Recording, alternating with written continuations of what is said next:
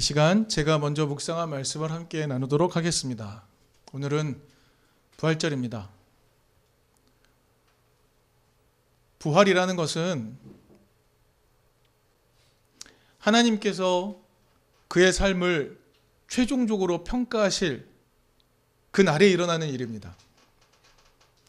부활은 하나님께서 그 사람의 삶이 어떠했는지를 판단하시기 위해 의인이든 악인이든 최종적으로 부활시키는 날입니다. 그것입니다. 그러므로 부활이 일어났다는 것만으로 기뻐할 것이 아니라 우리가 어떤 부활인가를 헤아려 보는 것이 매우 중요할 것 같습니다. 그래서 예수의 부활의 의미를 잘 추적하기 위해 오늘의 말씀 또한 우리가 함께 잘 나누었으면 좋겠습니다.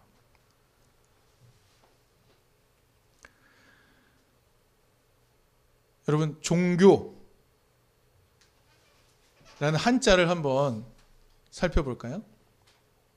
종교라는 한자를 잘 살펴보면 으뜸되는 가르침이라는 의미를 가지고 있음을 알 수 있습니다. 종교라는 것은 으뜸되는 가르침입니다. 그렇기 때문에 종교는 사람이 제일 먼저 가르치고 배워야 하는 것, 그런 의미를 담고 있습니다. 예전부터 종교를 그렇게 생각해 왔던 것이죠. 사람이 제일 먼저 배우고 가르쳐야 하는 것이라면 그런 차원에서 본다면 무엇을 배우고 무엇을 가르치는 것일까요? 왜 태어났으며 어떻게 살아야 하며 그리고 우리의 마지막의 종말은 어떤 것인가, 이런 것들을 배우고 가르치는 것입니다. 그것을 종교라고 일컬어 왔던 것이죠. 여러분은 종교가 어떤 것이라고 생각하십니까? 저는 종교에 대한 여러 정의 중에 신학자로서 폴 틸리히라는 사람이 말한 정의에 많이 동의하는 편입니다.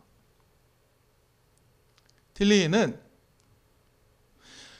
한 개인이 가진 경험의 차원들, 여러 차원들이 있을 텐데 도덕적인 차원이 있을 것이고 직관적으로 이성적으로 깨닫는 차원이 있을 것이고 아름다움을 느끼는 심미적인 차원이 있을 것이고 감정적으로 느끼는 차원이 있을 것인데 이러한 각 한 부분만을 가지고 종교를 이해하려고 드는 것을 비판합니다. 그러면서 이렇게 말합니다. 넓은 의미에서 종교는 궁극적 관심에 사로잡힌 상태라고 설명을 합니다. 궁극적인 관심에 사로잡힌 상태, 그것을 종교라고 말하는데요. 저는 그 정의가 매우 마음에 듭니다. 그런 관점에서 기독교는 어떤 종교인가 한번 살펴본다면, 기독교는요, 인간에게 주어진 삶의 의미를 다시 찾기 위해 생명이며 존재 그 자체이시고 사랑 그 자체이신 하나님께 관심을 두는 것, 그리고 그분과 하나 되고자 하는 것, 이것이 기독교라는 종교일 것입니다. 여러분, 기독교의 핵심적인 인물은 예수입니다. 예수는요, 모든 관심을 하나님께 두었습니다. 그래서 하나님 나라를 어떻게 살아낼지를 끊임없이 가르치셨습니다. 그래서 기독교는 예수를 통해서 삶의 의미와 삶의 길, 그것을 발견하는 종교입니다.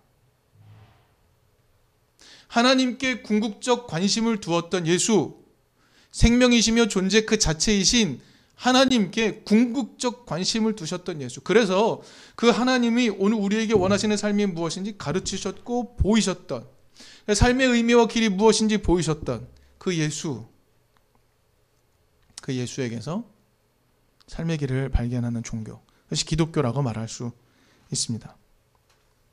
자, 그런 의미에서 오늘 부활절은 어떤 의미가 있습니까? 여러분, 하나님께 궁극적 관심을 두었던 예수는 십자가에서 죽었습니다. 그런데 그것이 끝이 아니라고 말하는 것이죠. 죽음이 끝이 아니라고 말하는 것. 그리고 하나님이 그를 다시 살리셨다라고 말하는 것이 부활절의 의미입니다.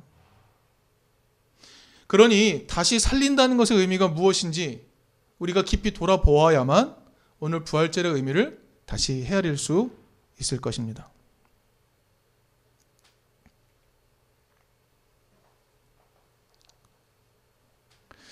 여러분, 오늘 우리는 부활의 의미를 확인하려고 하는데요. 기독교는 여러분, 우리가 잘 알다시피 유대교 토양에서 나왔죠.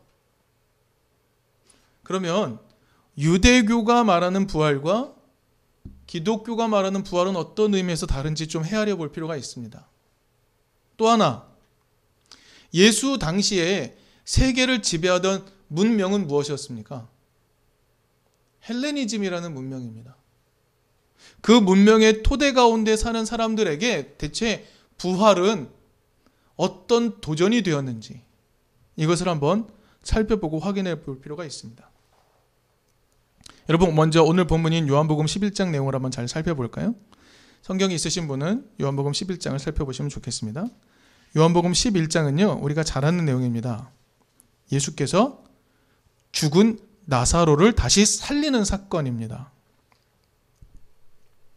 여러분, 이 내용은요, 오직 요한복음에만 등장합니다. 요한복음이 의도를 가지고 특별하게 기록한 것이죠. 여러분, 요한복음은 기원 후 2세기 초반 가장 뒤늦게 쓰여진 복음서입니다. 또 한 가지 중요한 게 있죠. 요한복음의 주 독자는 누구였을까요? 요한복음을 읽는 사람들, 헬레니즘 문명 가운데 살고 있는 철학적인 논리에 익숙한 수많은 사람들입니다. 그들에게 예수를 변증하기 위해 쓰여진 복음서가 요한복음인 겁니다. 근데 그 요한복음이 나사로 부활 사건을 비중 있게 다루고 있습니다. 매우 많은 분량으로 다루고 있습니다. 무언가 중요하기 때문입니다. 여러분, 오늘 본문 중에 24절과 26절 말씀을 조금 눈여겨볼 필요가 있습니다. 24절, 마르다가 예수께 이렇게 말하죠. 마지막 날 부활의 때에 그가 다시 살아나리라는 것은 내가 압니다 라고 말합니다.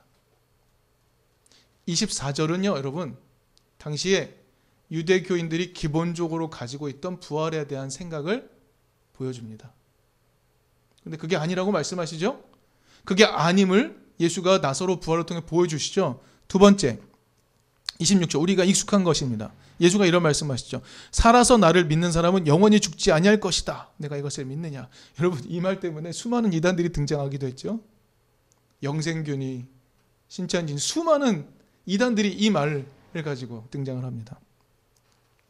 그런데 이 구절을 우리는 어떻게 이해해야 될 것인가? 대체 이 구절은 누구를 향하여 하신 말씀인가? 이것을 우리가 이해해 볼 필요가 있습니다. 좀 전에 말씀드렸지만 여러분, 예수의 삶의 기반인 정통 유대교는요, 부활에 대한 인식을 가지고 있었습니다. 유대교는 부활에 대한 인식을 가지고 있었습니다. 왜 부활을 기대했을까요? 정통 유대교는 왜 부활에 대한 생각을 가지고 있었을까요? 부활에 대한 생각이 원래부터 있던 것일까요? 아니요, 그렇지 않습니다. 구약 성경을 조금 살펴보면요, 구약 성경의 예전 토라 시대부터 왕조 시대를 지나는 동안에 유대인들은 어떤 생각까지 하냐면 이 땅에서의 삶이 최종적 삶이라고 믿었어요. 죽으면 스월에 내려가거나 하나님 품에 가거나 죽음 이후의 삶을 생각하지 않았습니다. 그런데 어느 순간부터 부활이 유대인 안에 들어옵니다. 언제 들어왔던 것일까요? 맞습니다. 유대인들이요, 페르시아 시대 때 포로 생활을 청산하고 돌아오죠. 가나안 땅으로 돌아옵니다. 그래서 이제는 율법을 잘 지켜서 하나님 뜻대로 사는 평화의 나라를 살겠다라고 선언하고 그렇게 열심히 살려고 노력합니다. 그런데 그들의 노력에 반하여 그들의 기대와 달리 그들의 삶의 자리는 매번 공격당했습니다. 알렉산더에게 공격당해서 엄청난 박해를 당하더니 이번에는 로마가 찾아와서 엄청난 박해를 가하는 겁니다. 하나님 뜻대로 열심히 살려고 했지만 고통이 계속되는 겁니다. 하나님의 뜻대로 의롭게 살려던 사람들이 불의한 세력에 의해서 억울하게 죽는 일이 계속 누적이 되는 겁니다. 현실 세계에서 의인이 제대로 대접받지 못하고 고난을 당하는 겁니다. 이해할 수 없는 겁니다. 그래서 유대인들은 그래, 현실에서 불의한 이들에게 당하고 있는 이 고통을 하나님께서 부활을 통해 반드시 위로할 것이다 라는 생각을 갖기 시작했던 것입니다. 부활을 통해서 하나님께서 우리를 반드시 위로할 것이다. 지금 현실에서 의롭게 사는 동안 우리는 끊임없이 고통을 당하고 있는 것 같지만 부활을 통하여 하나님께서 우리를 반드시 위로할 것이다 라고 생각하게 된 것입니다. 초기에는요, 의인들만 부활할 것이다 라는 생각을 갖기도 했었대요. 초기에는 의인들만 부활할 거다. 그런데 점차 시간이 가면서 최후의 심판 시간에 의인과 악인이 같이 부활하여 영원한 상급 또는 영원한 형벌을 받게 된다라고 생각했던 겁니다. 이건 요한복음에도 그대로 등장합니다. 이런 생각을 갖게 된 것이죠. 여러분, 중요한 건 이겁니다. 부활을 통해서 하나님이 나를 반드시 위로할 것이다. 여러분, 이 말 속에 담겨있는 신앙은 뭡니까? 하나님께서 의롭게 살지만 고난당하는 나를 부활을 통하여 반드시 위로할 것이다. 이 고백 저변에 담겨있는 강력한 신앙은 무엇입니까? 하나님께서 의로운 삶을 절대로 외면하지 않으신다. 그에 대한 견고한 신뢰가 밑에 깔려 있는 겁니다. 그렇게 믿는 이유는 무엇입니까?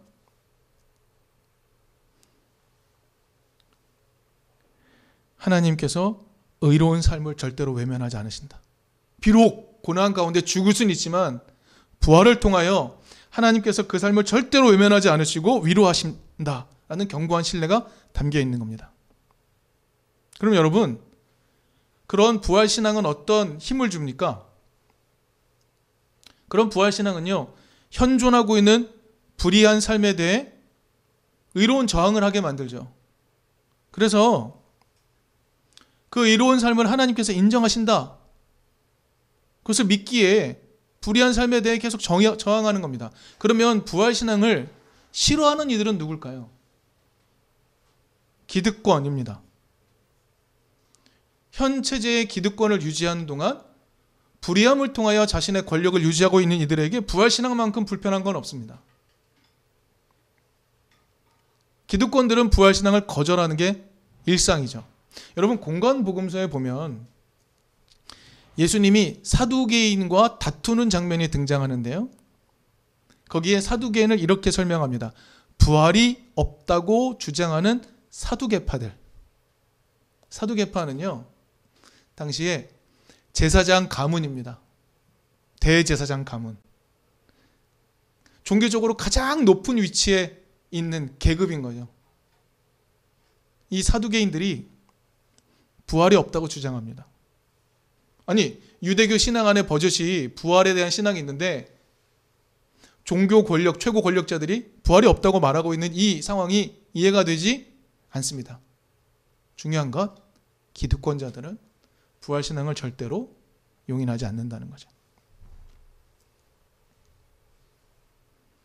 예수의 시대가 그랬습니다. 기득권들이 부활을 거절하는 시대, 그 시대에 예수님이 살고 계셨던 겁니다. 그럼 여러분, 이 시기가 누적이 되면 사람들은 어떤 생각을 갖게 될까요?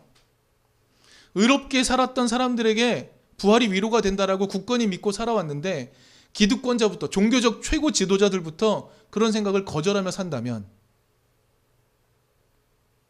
예수의 시대를 사는 사람들은 어떤 생각을 가질까요? 부활할 수 있을까?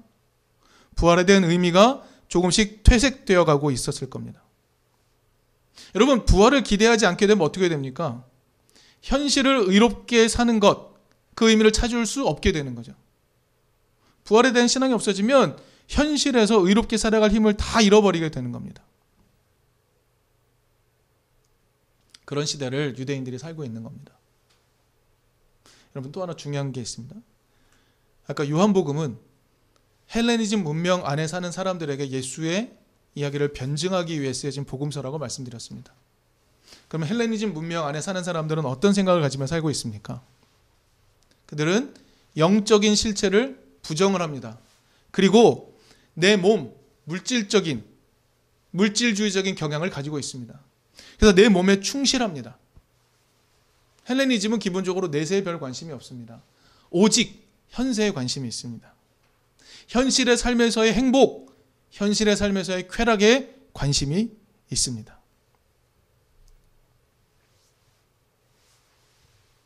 또 하나 중요한 것. 그들은요, 육체와 영혼은 완벽하게 구분이 되기 때문에 육체는 없어지지만 영혼은 불멸한다고 보았습니다. 중요한 두 축. 그들의 삶은 어떤 삶을 추구합니까? 현재적 쾌락을 추구하고 행복을 추구합니다. 그들에게 정의는 관심 없습니다. 옳은 삶은 별로 관심이 없습니다. 또 하나, 그들의 삶은 죽어서는 영원히 불멸할 거라고 믿습니다. 현실을 살겠다라는, 제대로 살겠다는, 의롭게 살겠다는 관심이 매우 낮은 것이죠. 자, 이런 세상에 요한복음이 초기 기독교의 복음서로서 예수의 부활을 소개하고 있는 겁니다. 그리고 오늘 말씀, 예수의 부활에 앞서 일어난 한 사람의 부활을 이야기하는 겁니다. 나사로의 부활. 예수의 부활 앞서서 일어난 한 사람의 부활. 나사로의 부활 사건을 통해서 부활이 어떤 의미인지를 조금 더 강렬하게 소개해주고 있는 겁니다.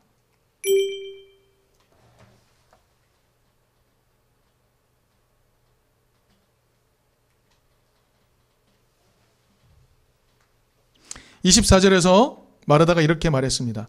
마지막 날에 부활할 때에 그가 다시 살아나리라는 것은 내가 압니다 라고 말합니다.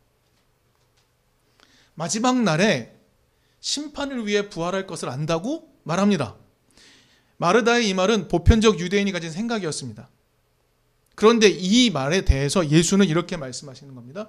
지금 여기에서 나사로의 부활이 일어날 거야. 즉 하나님의 평가, 하나님의 판단이 일어날 거야 라고 말씀하고 계시는 겁니다. 여러분, 나사로는 어떤 삶을 살았나요? 성경에 나오나요? 모릅니다. 성경에 안 나옵니다. 우리에게 소개해주지 않습니다. 다만 마르다와 마리아와 나사로가 남매지간이라고 소개할 뿐이에요. 그런데 요한복음 11장 11절 보면 예수가 이렇게 말씀하십니다. 우리 친구 나사로가 잠들었다. 내가 가서 그를 깨우겠다. 여러분, 예수가 나사로를 부를 때 어떤 호칭을 사용하십니까? 친구라고 얘기합니다. 친구. 이 친구라는 단어를 요한복음 안에서 쭉 찾아 보았습니다. 우리가 가장 잘 아는 내용이 나옵니다. 요한복음 15장 13절부터 제가 읽어드리겠습니다. 요한복음 15장 13절부터. 사람이 자기 친구를 위하여 자기 목숨을 내놓는 것보다 더 큰 사랑은 없다.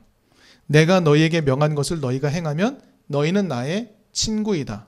이제부터는 내가 너희를 종이라 부르지 않겠다.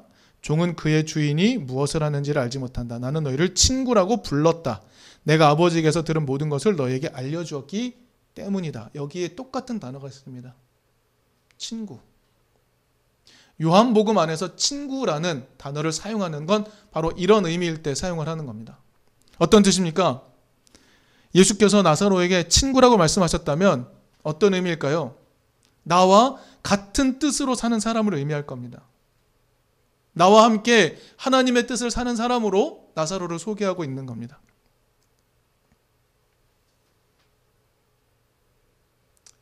친구라는 표현 하나가 나사로의 삶이 어땠는지를 설명해 주고 있는 거죠. 나의 친구, 우리 친구 나사로.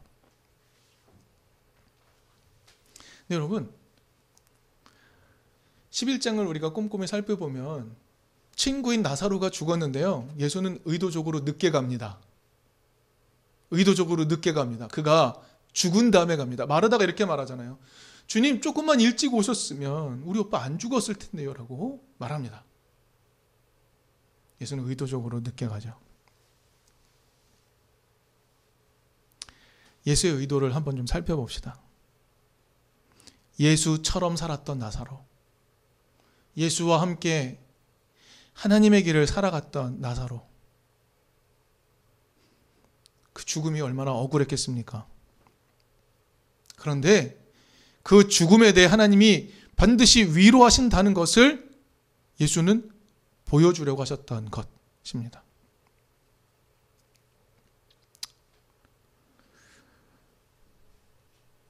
예수는요, 너희들이 지금 보고 있는 지금 여기, 나사로가 살았던 지금 여기의 삶에 대해 하나님이 부활로서 그의 삶을 인정하신다라는 것을 나사로를 통해 보여주고 계십니다. 우리가 예수의 부활에 대해 참 많이 나눴습니다. 예수의 부활도 똑같은 의미 아닙니까? 예수가 살았던 삶에 대해 하나님이 지금 이 순간 판단하고 평가하셨다라는 게 바울이 놀랬던 일이었잖아요. 여러분, 부활은 어떤 의미입니까? 부활은요, 지금 여기 나사로가 살았던 삶, 예수가 사는 삶, 우리가 사는 삶,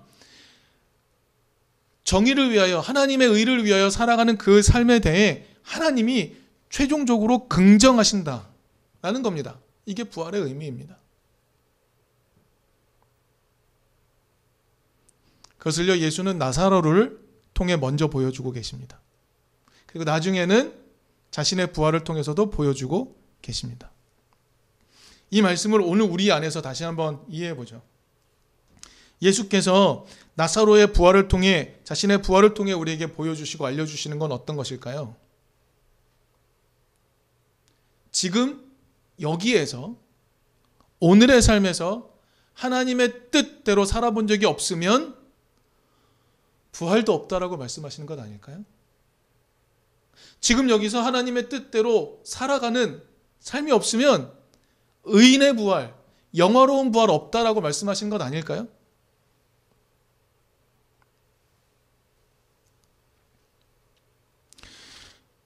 나사로는 예수의 친구로 살았음에도 불구하고 죽었습니다. 고난당하여 죽었습니다. 하지만 거기서 끝나지 않는다라고 말씀하시는 거죠. 거기서 끝나지 않는다. 그래서 예수는 미리 보여주셨던 것 아닙니까? 여러분, 한국 교회에 가진 가장 큰 문제 중에 하나는 이겁니다. 예수의 친구로 사는 삶에는 관심이 없습니다. 예수의 친구로 살아가는 삶에는 관심이 없습니다.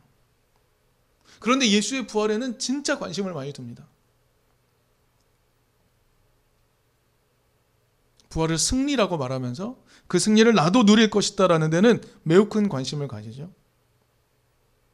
그런데 예수는 이렇게 말씀하십니다. 지금 여기서 예수의 친구로 살았던 그 삶, 그 삶을 인정해 주시는 하나님의 부활, 하나님의 관심으로서의 그 부활을 이해하지 못한 채 부활을 저 미래적 사건으로, 예수가 살았으니 나도 살 거야 라는 이 단순한 동기와 여기에만 관심을 두는 동안 교회는 현실의 삶에서 하나님의 뜻대로 사는 것에는 관심을 두지 않은 채로 망가져 왔던 것 아닙니까? 요한복음 오늘 본문 26절의 말씀, 우리가 잘 아는 말씀, 살아서 나를 믿는 사람은 영원히 죽지 아니할 것이다. 네가 이것을 믿느냐는 말씀 어떻게 이해하면 좋을까요? 여러분, 요한복음은요, 살아서 예수를 따르는 것에는 관심이 없고 영원히 죽지 않는 것에만 관심을 두는 세대의 일침을 가하는 말씀 아닙니까? 여기서 영원히 죽지 아니할 것이다, 이 말은 과연 어떤 의미일까요? 영혼 불멸을 말하는 겁니까? 아니죠. 부활을 말하는 거죠. 부활을.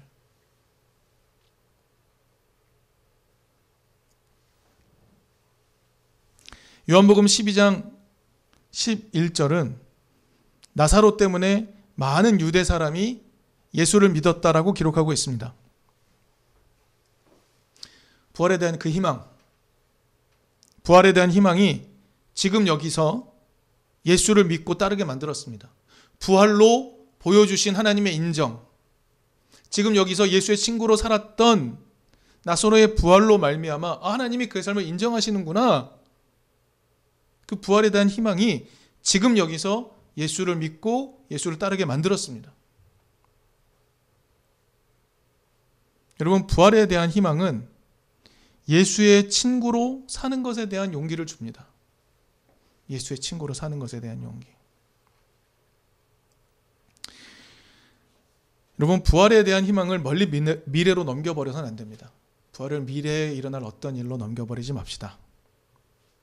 부활은요, 지금 여기에서 예수의 친구로 사는 삶에 대한 희망을 줍니다. 여러분, 우리는 부활할 겁니다. 우리는 고난을 당할 수 있고 죽음을 맞이할 수도 있습니다. 그러나 우리는 부활할 겁니다. 왜요? 지금 여기서 예수의 친구로 사는 삶을 살고 있기 때문에 그렇습니다. 그 부활의 희망을 가질 수 있는 우리가 되었으면 좋겠습니다.